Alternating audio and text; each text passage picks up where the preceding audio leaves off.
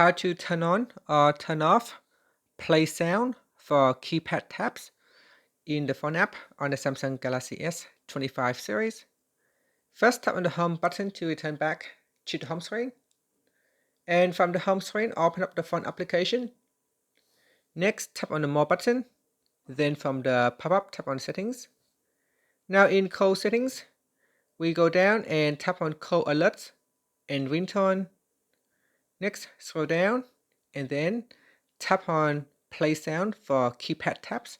Tap on the toggle button to turn it on or switch it off. So when we switch it on, and if you go to your keypad here, when you tap on it, it plays a sound.